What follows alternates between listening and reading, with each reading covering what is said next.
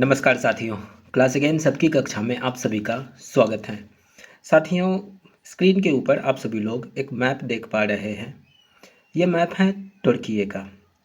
तुर्की का एक कोन्या मैदान नाम का एक क्षेत्र है। आज हम लोग इस वीडियो में इसी के ऊपर डिस्कशन करने वाले हैं।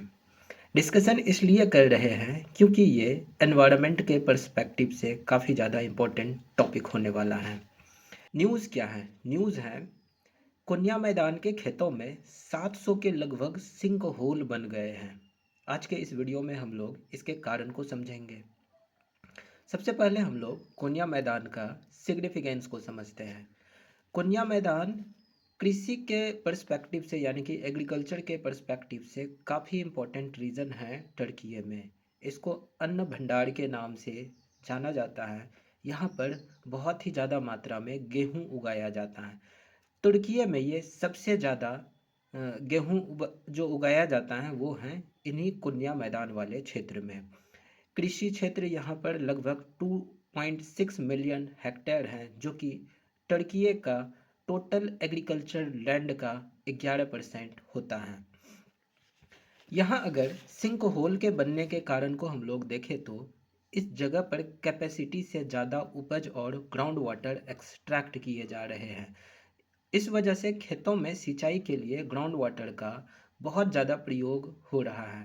इससे ज़मीन के नीचे एक सिंक होल बन गया और इससे ज़मीन नीचे धंस गई और सैकड़ों ऐसे गड्ढे बन गए। जैसा कि आप सभी लोग स्क्रीन पर देख पा रहे हैं, ऐसे हमें बहुत सारे गड्ढे वहाँ पर देखने को मिलता है। तुर्की में डिजास्टर मैनेजमेंट एजेंसी हैं AFAD, उनकी एक रिपोर्ट है। उस रिपोर्ट के अनुसार कोन्या बेसिन में अब तक 684 ऐसे गड्ढे की पहचान की गई है। इसी प्रकार से कोन्या टेक्निकल यूनिवर्सिटी की सिंक होल रिसर्च सेंटर के मुताबिक 2017 में 299 सिंक होल थे, जो कि 2021 में बढ़कर 2525 सिंक होल हो गए। और इसकी संख्या 2025 में अगर हम लोग देखें तो ये और ज़्यादा बढ़ गया और इसमें से 20 नए और बड़े सिंक होल बने हैं। ये इतने बड़े हैं कि ये 30 मीटर से भी ज़्यादा गड्ढे हैं और 100 फीट से ज़्यादा इनकी चौड़ाई है इन सिंक होल्स की, जैसा कि आप सभी लोग स्क्रीन पर देख पा रहे हैं। यह संकट ऐसा नहीं है कि अचानक आया है। ये संकट पिछले कई दशकों का रिजल्ट है। कई दशकों से किसानों और प्रशासन की अनदेखी की वजह से इस तरह की समस्या हमें तुर्की के कोन्या रीजन में देखने को मिल रहा है। 2025 में ये समस्या और ज़्यादा तेज हो गई है। इसका कारण है सूखा और जलवायु परिवर्तन।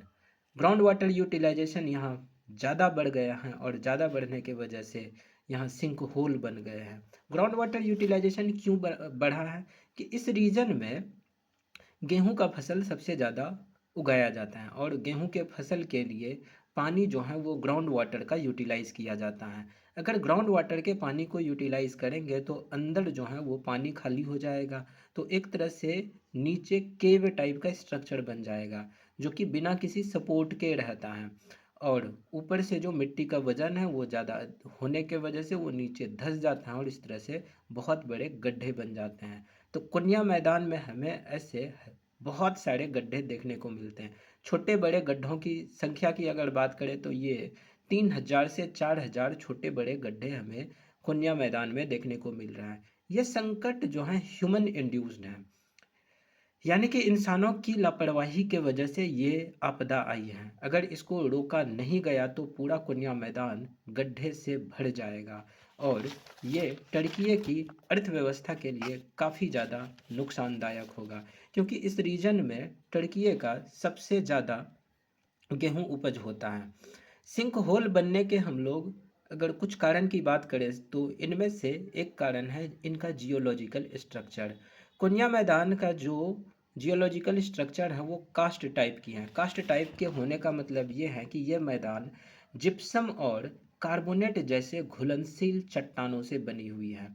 ये रॉक्स हजारों सालों में पानी में घुलकर गड्ढे बनाते हैं। पहले यहाँ पर गड्ढे कम बनते थे, लेकिन अब ग्राउंड वाटर के एक्सेसिव यूटिलाइजेशन के वजह से जमीन के नीचे बड़ा सा गड्ढा बन रहा है और अचानक ढह जा रहा है, जिससे बड़े बड़े गड्ढे बन रहे हैं। दूसरा कारण हम लोग ये कह सकते हैं कि जलवायु परिवर्तन की वजह से इस रीजन में बारिश की कमी। पिछले 15 वर्षों में वाटर लेवल यहाँ सबसे ज़्यादा निचले स्तर पर पहुँच गया है। क्लाइमेट चेंज की वजह से बारिश कम हो रही है, जिससे ग्राउंड वाटर रिचार्ज नहीं हो पा रहा है।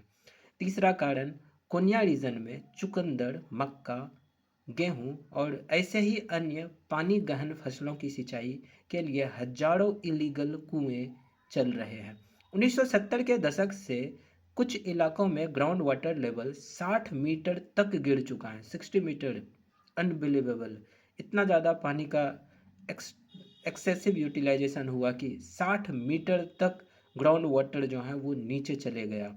इलीगल वेल और ट्यूबवेल से अनकंट्रोल्ड यूटिलाइजेशन ऑफ वाटर के वजह से ज़मीन अचानक से नीचे धंस गया और उनके धंसने के वजह से यहाँ पर हमें हजारों की संख्या में सिंक होल्स देखने को मिल रहे हैं। तो जैसा कि आप सभी लोग देख पा रहे हैं स्क्रीन के ऊपर, यहाँ बहुत सारे हमें खुलिया मैदान में सिंक होल दिख रहे हैं।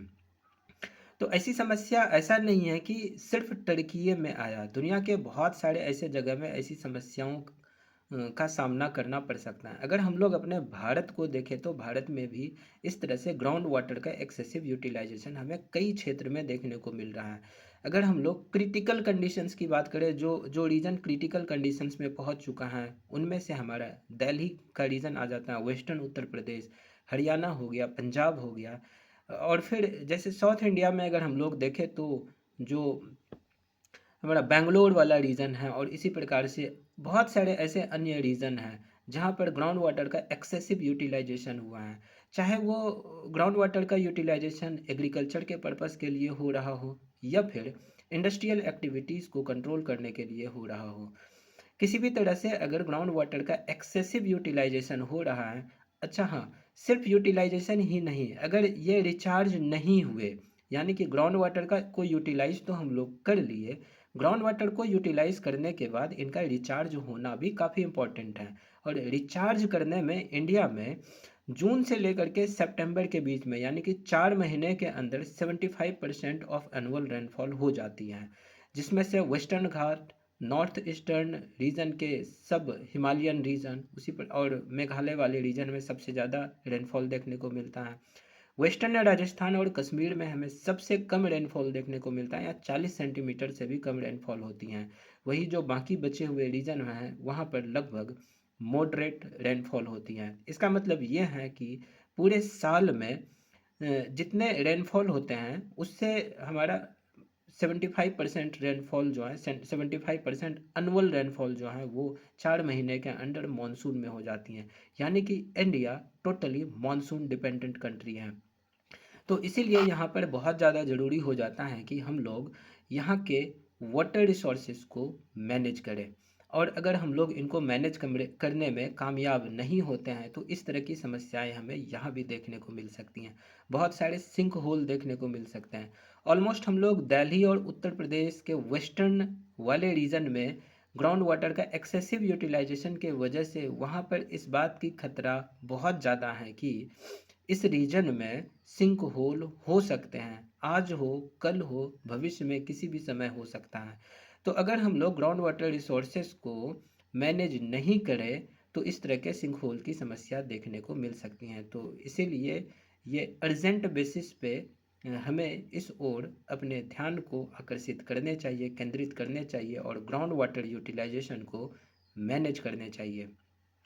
तो साथियों, आई होप इस वीडियो में आप सभी लोगों को बहुत कुछ सीखने को मिला होगा।